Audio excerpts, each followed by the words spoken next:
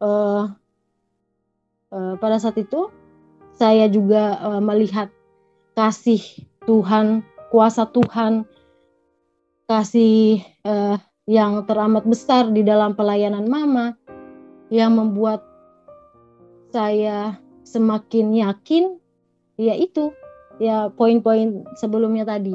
Lalu saya puji Tuhan dibaptis bersama suami saya dibaptis.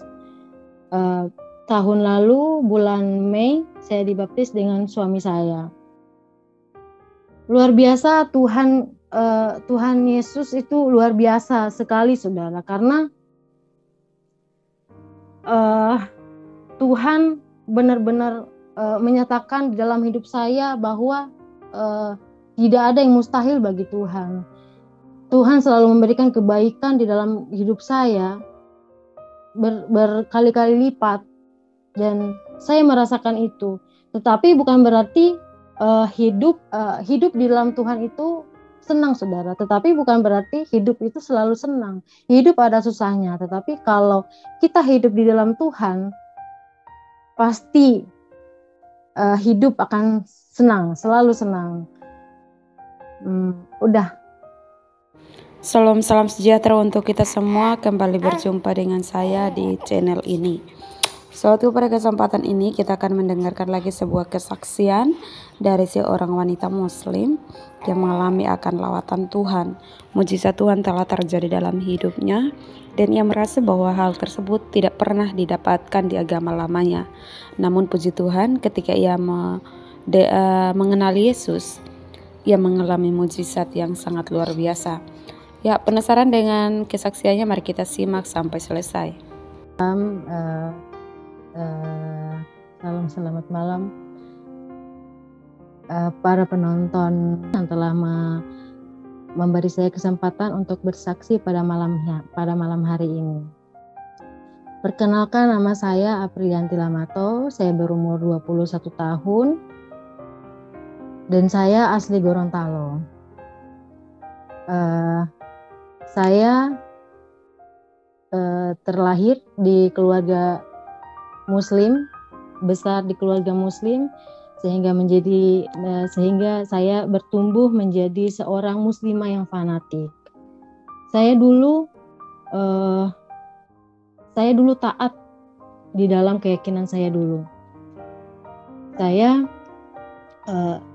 menjalankan perintah-perintah yang diajarkan, sampai dari hal yang terkecil sampai hal yang terbesar, dari yang wajib sampai yang sunnah saya kerjakan.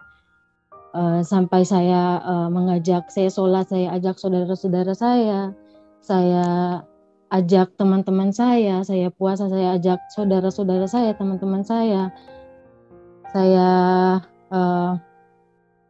mengaji, saya membaca sehari, kan perintahnya sehari minimal 1 ayat. Saya yang mengajak teman-teman saya pada saat itu. Saya adalah seorang muslimah yang dulunya waktu zaman sekolah saya mengikuti rohani Islam. Saya menjadi anggota rohis, dan dulu saya saking saya penasarannya dan saya ingin menambah ilmu saya, mendalami ilmu saya sebagai seorang muslim, saya mempunyai teman saya ini bercadar, dan saya melihat, dulu saya berpikir seperti ini. Tuhan saya di keyakinan saya dulu, Tuhan kita itu adalah maha mengetahui, maha pengasih dan maha penyayang. Kalau saya mati nanti, ya udah, kalau ada yang ditanyakan, saya jawab dengan bahasa saya sendiri. Terserah saya mau pakai bahasa apa, kan Tuhan maha mengetahui dan maha pengasih lagi maha penyayang. Tetapi pada saat saya baca pentingnya bahasa Arab di kehidupan kita, saya kaget. Saya langsung mencari tahu, wah, berarti nggak sia-sia kalau kita hidup nggak mengerti bahasa Arab. Akhirnya saya menemukan, saya berteman dengan teman saya ini yang bercadar. Dia adalah teman sekaligus guru. Dia mengajarkan saya bahasa Arab, saya beli buku, saya belajar bahasa Arab pada saat itu. Dan yang mungkin yang belum sebagian orang yang nggak tahu Gorontalo itu apa. Gorontalo kampung saya itu Serambi Madinah, jadi kental dengan agama Islam, sangat termasuk keras juga ya saudara dengan agama Islam.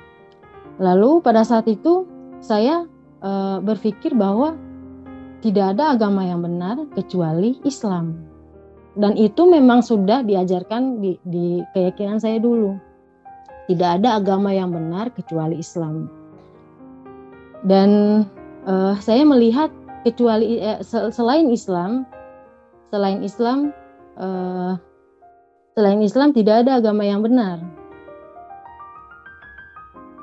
Saya melihat orang Kristen dulu, mohon maaf saya mau ngasih tahu, saya orang Gorontalo dan saya baru di Jakarta, jadi bahasa saya mungkin bahasa saya ada yang kalimat atau kata-kata saya yang kurang dipahami, mohon maaf jika ada kalimat dan kata-kata saya yang kurang dipahami, mohon maaf.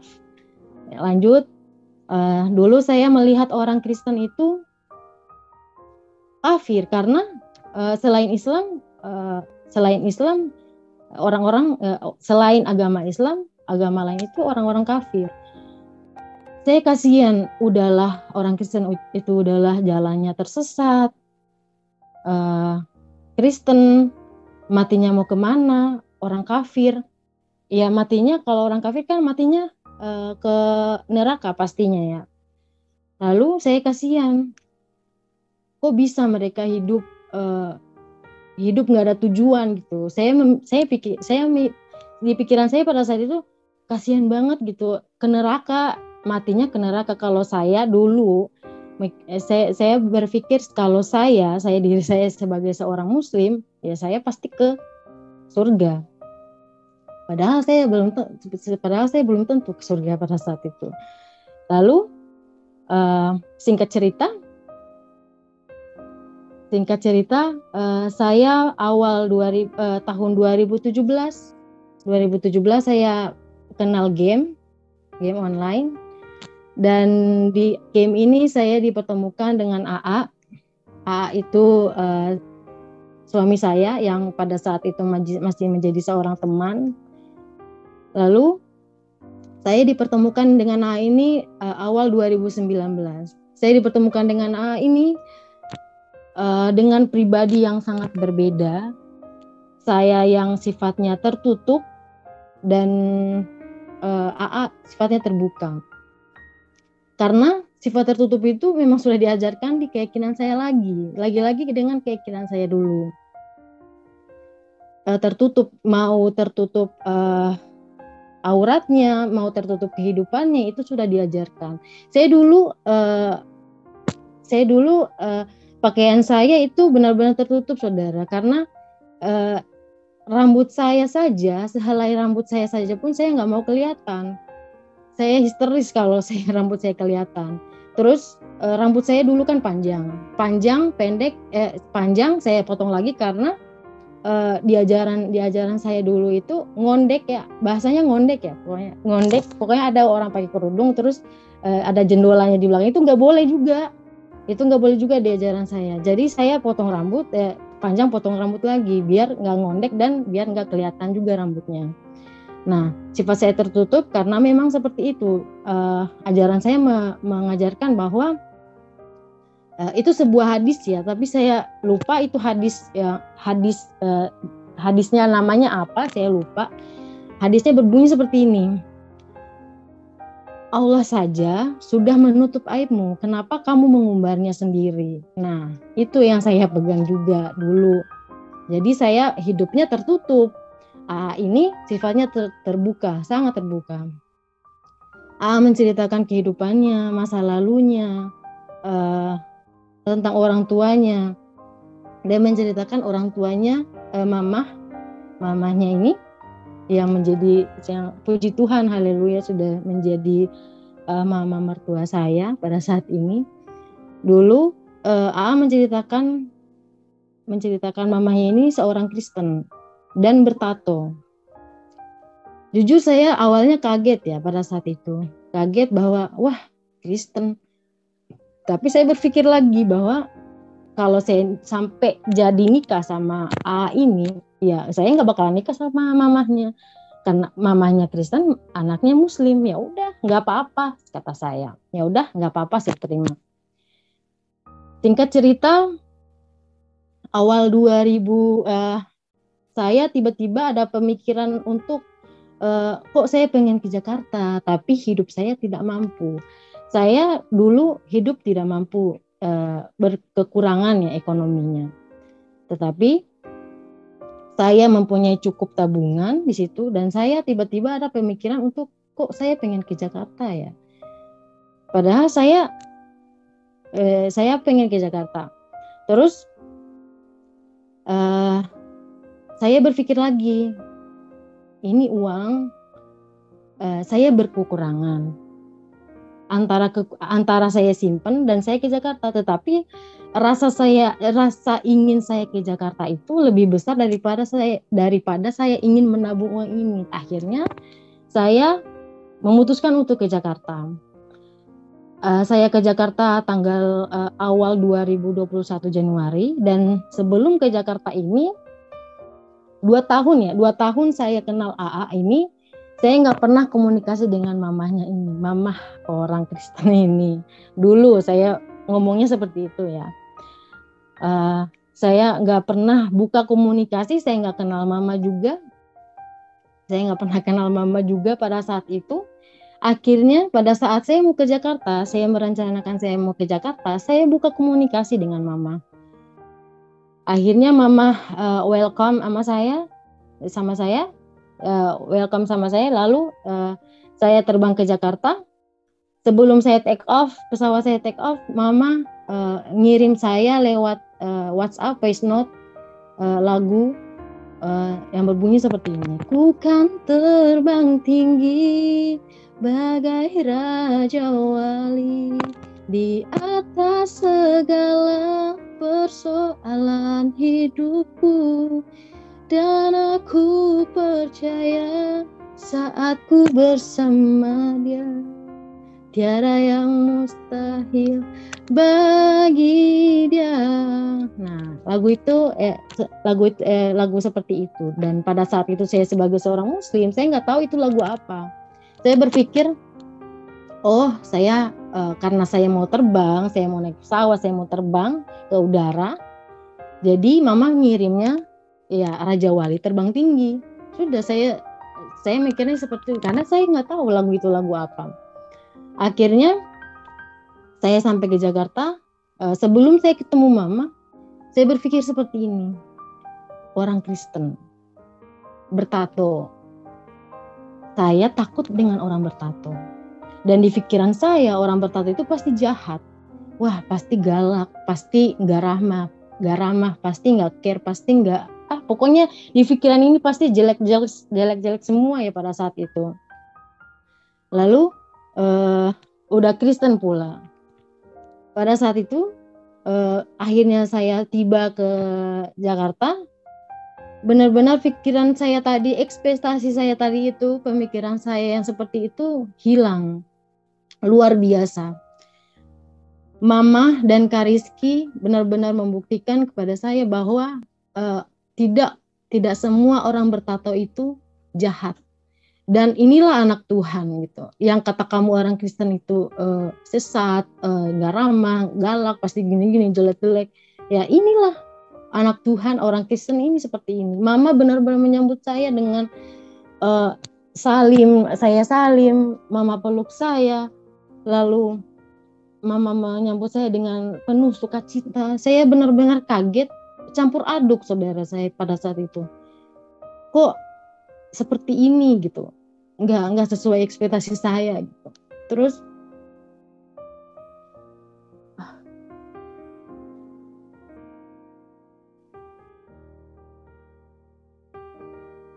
Lalu pada saat itu, singkat cerita, saya 5 hari saya di Jakarta. Saya 5 hari di Jakarta ini, saya balik lagi.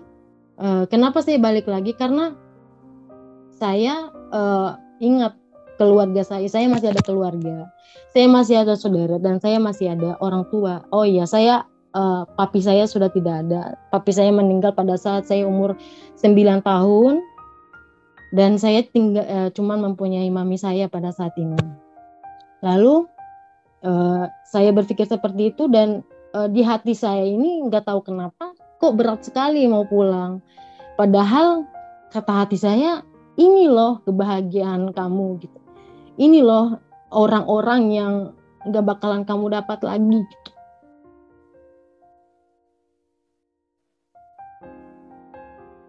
Lalu pada saat itu, mohon maaf saudara,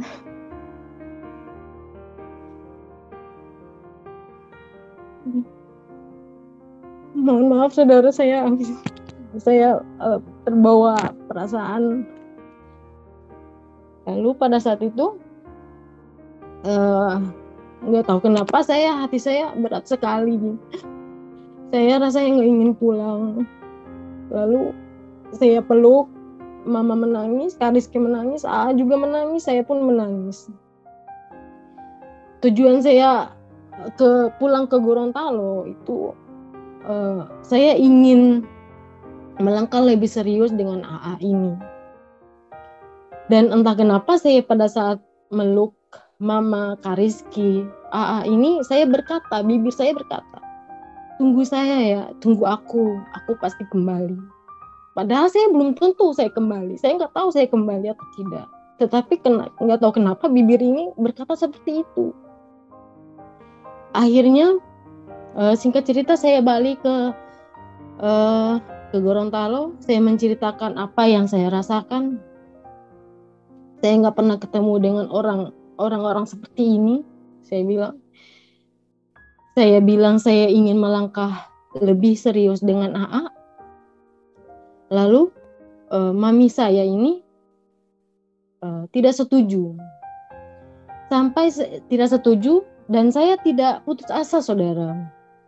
Sampai saya pribadi yang kalau main ke rumah keluarga tidak pernah sendiri. Saya bukan takut ya, malu, dan saya nggak banyak ngomong gitu sama orang. Jadi saya nggak pernah ke rumah keluarga itu sendirian. Walaupun ada teman, saya nggak banyak ngomong. Kenapa tiba-tiba saya pengen banget ke keluarga, ke masing-masing keluarga, ke keluarga sebelah papi saya. Saya meminta izin, saya meminta restu dengan seorang diri. Saya beranikan diri saya untuk meminta restu, dan semuanya tidak setuju. Karena saya menikah dengan anak orang Kristen. Kecuali yang setuju hanya om saya, adik papi saya. Lalu pada saat itu saya debat dengan keluarga saya pada saat itu, dengan mami saya terutama. Seluruh keluarga saya yang di rumah menekan saya, membuat saya stres. Kenapa tidak ada yang setuju? Padahal saya kan saya niatnya untuk menikah. Saya tidak berbuat dosa. Emang menikah itu berdosa? Enggak. Saya menikah itu, saya mau menikah, bukan ingin berbuat dosa. Saya bilang, saya ingin bahagia, kata saya kepada mami saya. Saya ingin bahagia, kenapa saya dilarang? Saya bilang seperti itu. Lalu mami saya ingin meruqyah saya. Saya dikasih air dukun. Pada saat saya debat beberapa hari saya debat dengan keluarga saya pada saat itu, saya sambil mengurus berkas, saudara. Saya mengurus berkas, cabut berkas, dan berkas-berkas yang dibutuhkan mengurus pernikahan di Jakarta nanti. Saya mengurusnya sendiri, seorang diri. Dan kalau saya ingat kembali ya, itu benar-benar rencana Tuhan, saudara. Karena kalau bukan rencana Tuhan, pasti ada halangan, pasti ada yang menghalangi saya dihalangi siapa, yang intinya pasti ada halangan. Ini benar-benar dilancarkan semua.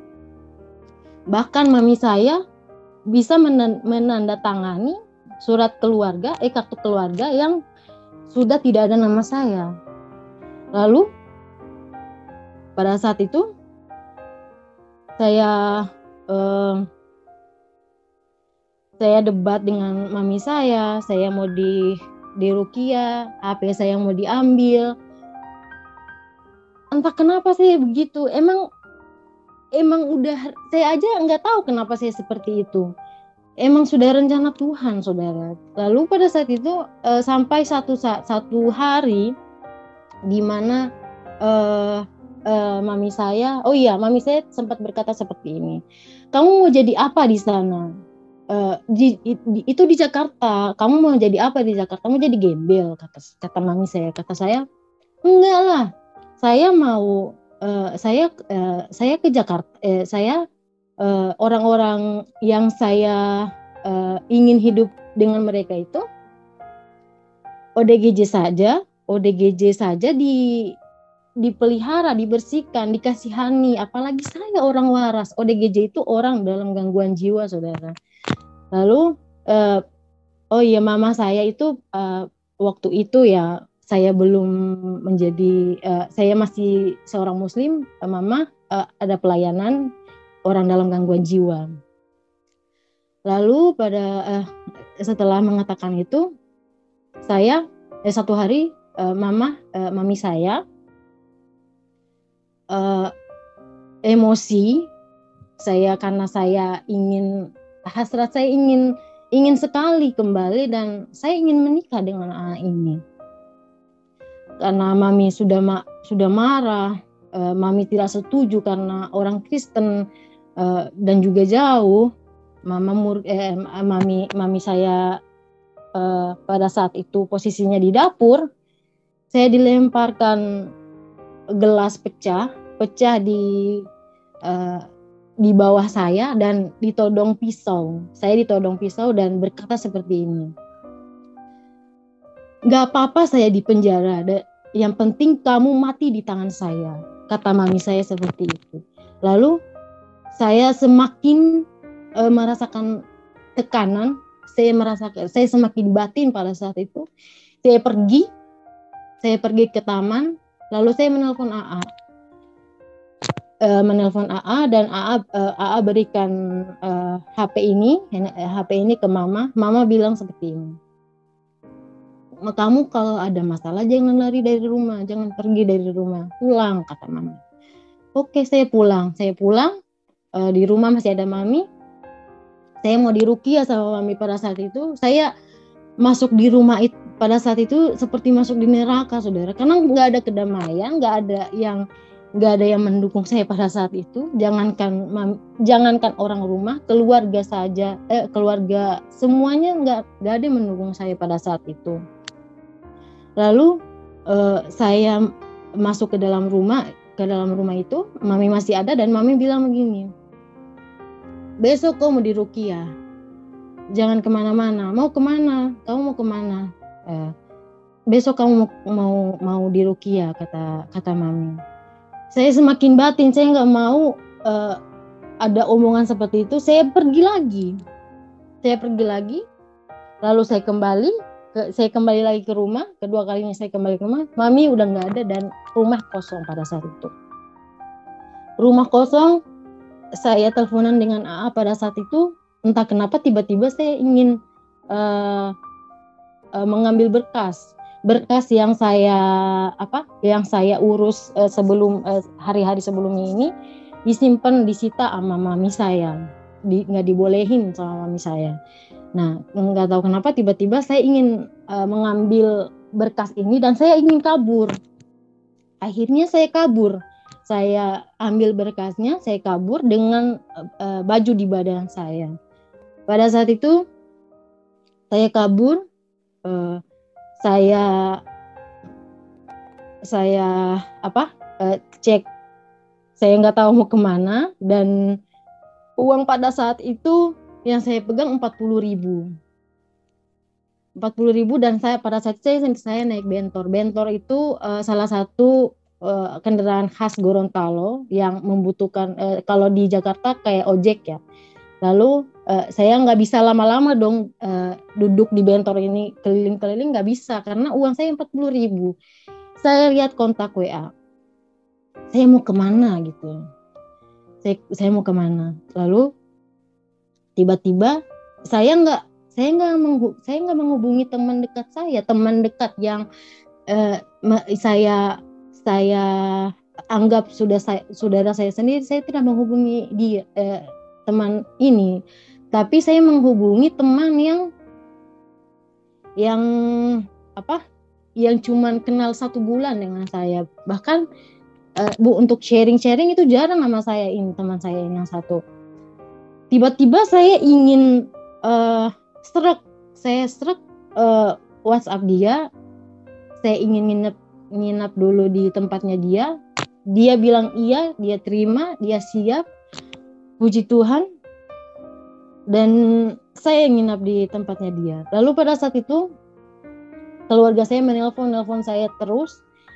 Ya, mereka menelpon saya bukan merayu saya, bukan membujuk saya, bukan, tapi lebih menekan saya. Pulang kamu, pulang sini kamu, kata mereka. Pulang sini kamu, kamu sampai di rumah, gitu-gitu. Pokoknya ditekan, saya merasa ditekan, bukan merayu, bukan membujuk saya, tapi malah ditekan. Nah, lalu pada saat itu karena saya memegang uang 40.000, Mama mengirim saya uang untuk jajan, untuk beli makanan. Karena saya juga nginep di rumah orang, saya nggak enak kan. Saya dikirim Mama uang untuk jajan karena saya belum makan juga. Lalu pada saat itu, singkat cerita, saya di berapa hari, 3 hari saya nginep di rumah teman ini. Akhirnya saya terbang ke Jakarta. Benar-benar dilancarkan semua, saudara. Tidak ada satupun yang menghalangi saya. Saya ketemu dengan keluarga saya, lalu saya diseret. Saya nggak ketemu, saya nggak mengalami itu karena memang sudah rencana Tuhan, saudara. Kalau bukan rencana Tuhan, ya saya nggak bakal ada di sini. Saya nggak akan bersaksi pada malam hari ini.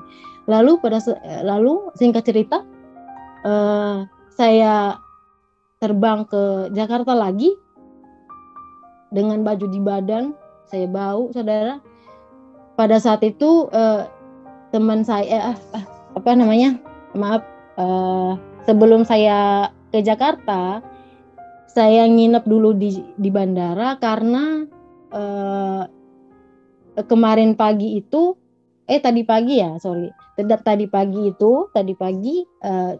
teman saya ini pulang kampung, jadi nggak mungkin saya balik lagi ke nginep di rumah ini lagi, di rumah dia lagi. Akhirnya saya pergi dari rumah ini. Saya berterima kasih sudah mengizinkan saya untuk nginep di rumahnya. Lalu saya beli tiket, beli Grab, antigen karena waktu itu pandemi COVID-19, jadi saya antigen. Yang bayar adalah Mama pada saat itu. Lalu saya malamnya nginap di bandara. Besok paginya saya terbang. Saya terbang dengan baju di badan yang bau. Saya bau pada saat itu. Lalu saya sampai di rumah Mama. Pada saat itu saya saudara, saya lupa. Waktu 5 hari di Jakarta itu saya sempat pelayanan ya, ikut melayani. Tapi saya tidak tahu kalau itu melayani. Saya tahunya itu membantu orang-orang seperti itu, ODGJ ya. Saya nggak tahu juga waktu itu ODGJ itu apa. Yang saya tahu orang gila. Jadi pada saat kenal Mama, saya tahu ODGJ, ada sebutan yang lebih sopan dari orang gila, yaitu ODGJ. Dan ternyata setelah mengenal Tuhan, membantu orang seperti itu adalah melayani Tuhan, karena memang sudah itu perintahnya. Dan udah balik lagi, pada saat saya kembali ke Jakarta, Saya masih seorang muslim, saudara. Saya bawa berkas pernikahan saya mengurus surat-surat pernikahan saya. Itu pengurusan surat-surat pengurusan pernikahan itu tidak mudah. Banyak banget lika-likunya, saudara. Tetapi saya nikmatin itu karena benar-benar lancar dan rencana Tuhan, lagi-lagi rencana Tuhan, saudara. Lalu saya pada saat itu sebelum menikah ya, saya ikut pelayanan. Saya ikut pelayanan mama pelayanan saya, pelayanan juga pada saat dan puji Tuhan, haleluya, saya juga sudah menikah. Pada saat saya menikah sebagai muslim, dan saat saya menikah, setelah saya menikah, saya banyak ngobrol dengan mama. Pada saat pulang pelayanan, saya banyak ngobrol. Mama menceritakan, mama kesaksian kepada saya, dan saya ini kan adalah seorang fanatik ya, saudara. Tetapi saya nggak tahu kenapa saya nggak ada rasa.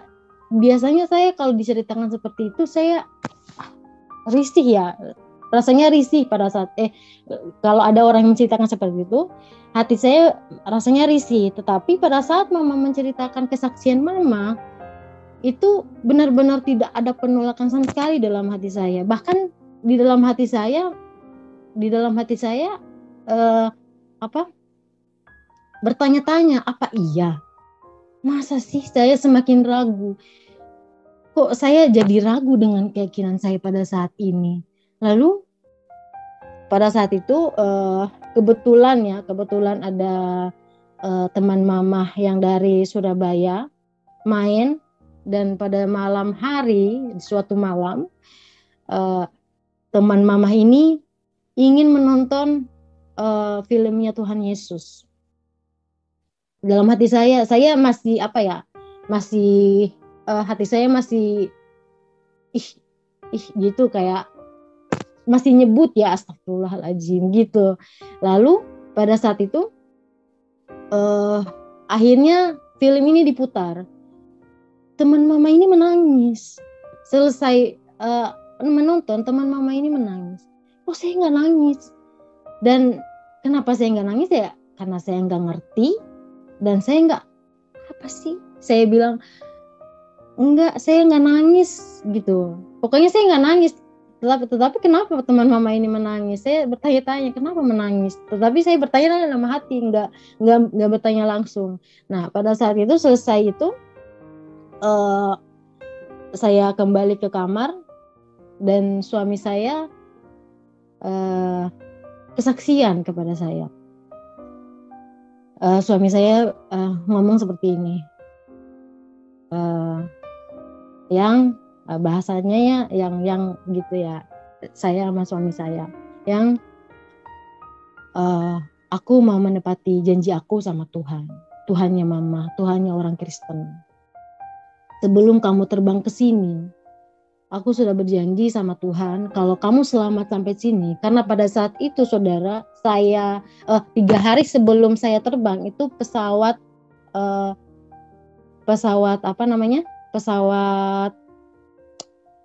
Sriwijaya jatuh. 3 hari sebelum saya terbang, Sriwijaya jatuh. Jadi ini menantang Tuhan.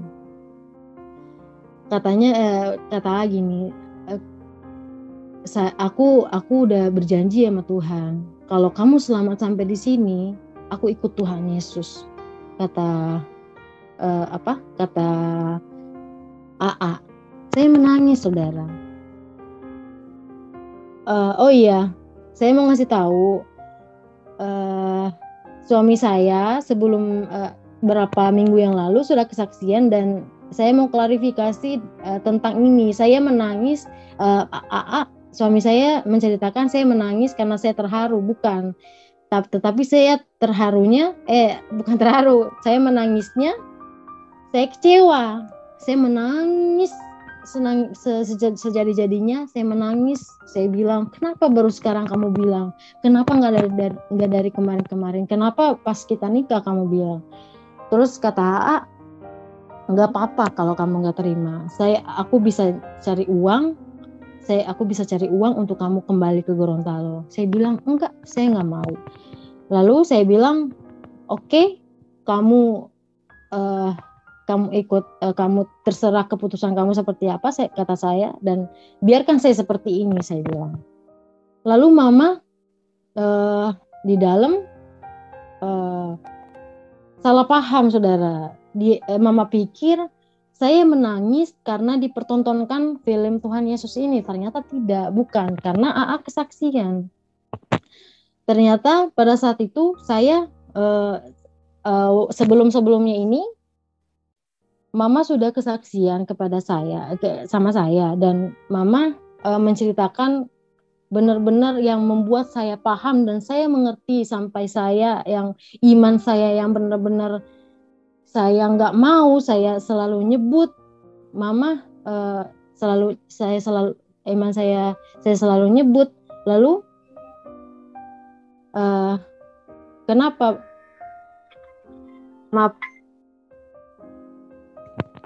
Maaf saudara, maaf.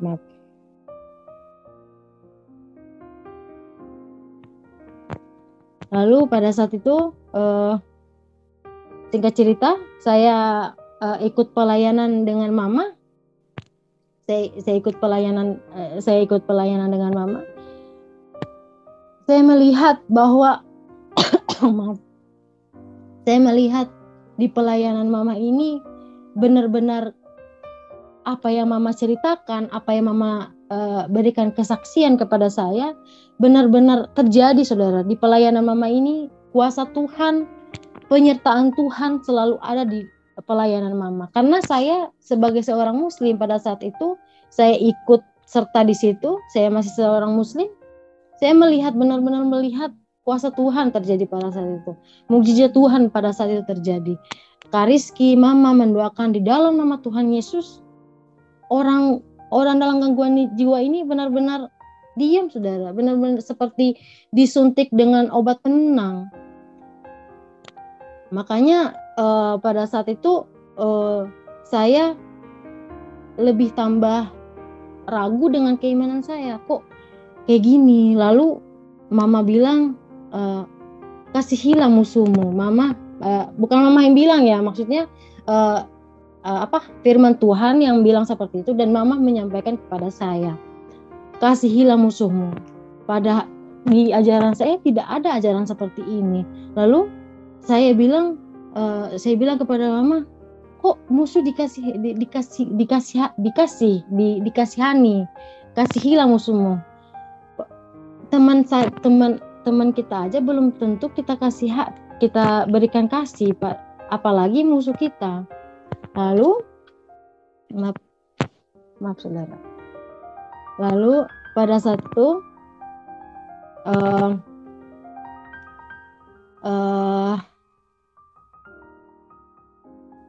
kenapa saya akhirnya saya lebih mencari tahu. Sebelum Mama kesaksian kepada saya pada saat itu, saya tambah ragu. Saya mencari tahu diam-diam dengan mencari apa benar Tuhan Yesus itu adalah Tuhan. Akhirnya saya mendapatkan benar-benar di dalam Al-Quran itu dinyatakan bahwa Tuhan Yesus adalah Tuhan. Ikutilah aku, gitu.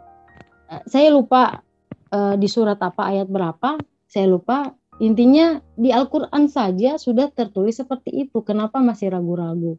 Saya bilang seperti itu. Saya pikir seperti itu. Lalu akhirnya saya yakin dan saya mantap ikut Tuhan. Kenapa saya yakin ikut Tuhan? Yang pertama, karena Tuhan yang memilih saya. Bukan saya yang memilih Tuhan, tapi Tuhan yang memilih saya. Yang kedua, Mama kesaksian kepada saya. Selain kesaksian tentang perjalanan hidup Mama menceritakan kesaksian orang lain juga kepada saya, sehingga membuat saya tambah ragu, tambah mencari-cari. Semakin saya mencari kesalahan tentang Tuhan Yesus, semakin saya mencari kesalahan tentang Tuhan Yesus, semakin saya mendapatkan kebenaran. Yang kedua tadi karena Mama kesaksian kepada saya, dan yang ketiga cara hidup Mama mengajarkan saya dan Mama melakukannya. Saya nggak pernah ketemu orang seperti ini. Dia mengajarkan, orang itu mengajarkan, lalu dia melakukannya juga. Saya belum pernah bertemu dengan orang seperti ini. Nah, pertama kali saya bertemu dengan orang seperti ini adalah Mama. Mama mengajarkan kepada saya, lalu Mama juga melakukannya seperti apa yang Mama sampaikan tentang firman, ya Mama menerapkan di dalam kehidupannya. Lalu pada saat itu saya juga melihat kasih Tuhan, kuasa Tuhan, kasih yang teramat besar di dalam pelayanan Mama, yang membuat saya semakin yakin, yaitu ya poin-poin sebelumnya tadi. Lalu saya puji Tuhan dibaptis bersama suami saya dibaptis tahun lalu bulan Mei. Saya dibaptis dengan suami saya. Luar biasa, Tuhan Yesus itu luar biasa sekali, saudara, karena Tuhan benar-benar menyatakan di dalam hidup saya bahwa tidak ada yang mustahil bagi Tuhan. Tuhan selalu memberikan kebaikan di dalam hidup saya berkali-kali lipat, dan saya merasakan itu. Tetapi bukan berarti hidup di dalam Tuhan itu senang, saudara. Tetapi bukan berarti hidup itu selalu senang. Hidup ada susahnya. Tetapi kalau kita hidup di dalam Tuhan, pasti hidup akan senang, selalu senang. Udah. Puji nama Tuhan, demikianlah video kesaksian yang dapat kita saksikan bersama. Tuhan Yesus memberkati kita semua, dan selamat datang buat Ibu yang telah menjadi pilihan Tuhan Yesus. Terima kasih juga sekali lagi buat semuanya yang selalu setia dukung dan juga support channel kami. Doa kami selalu menyertai saudara. Sekian dan terima kasih. Shalom, sampai jumpa di video-video kami selanjutnya. Amin.